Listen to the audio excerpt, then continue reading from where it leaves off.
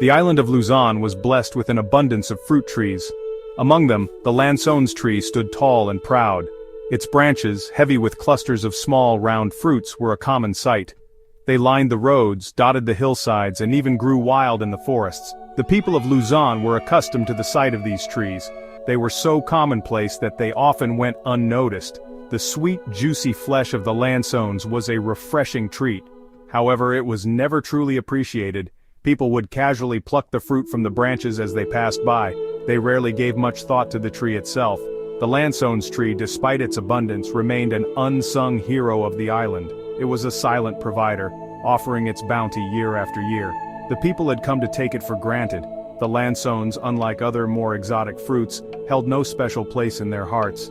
It was just there, a part of the landscape, easily forgotten. One humid afternoon, a buffalo thief found himself in a desperate situation. He had been caught red-handed trying to make off with a farmer's prized carabao. The villagers were hot on his trail, their angry shouts echoing through the rice paddies. He knew he had to disappear, to find a place to hide until the commotion died down. His eyes darted around frantically, searching for any form of cover. He spotted a small wooden structure nestled at the edge of the village. It was a drugstore, its windows boarded up for the night. With a silent prayer, the thief slipped through a gap in the wooden planks.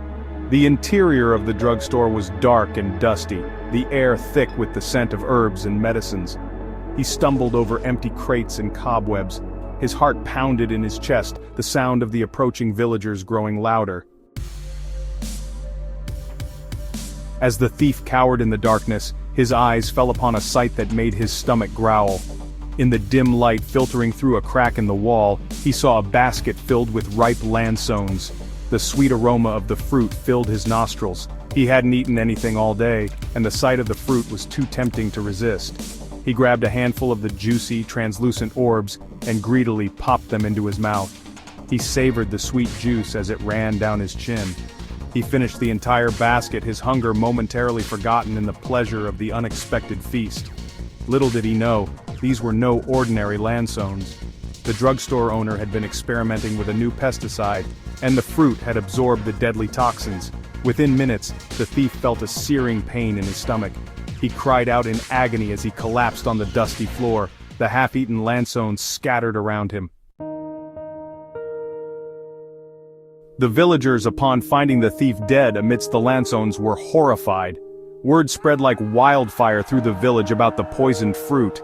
Fear gripped the hearts of the people. The once innocuous lansones tree now held a sinister aura. Mothers warned their children not to go near the trees. Farmers refused to harvest the fruit, leaving them to rot on the branches.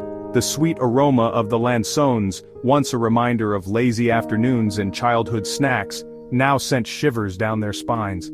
The lansones, once a symbol of abundance, became a symbol of fear and death.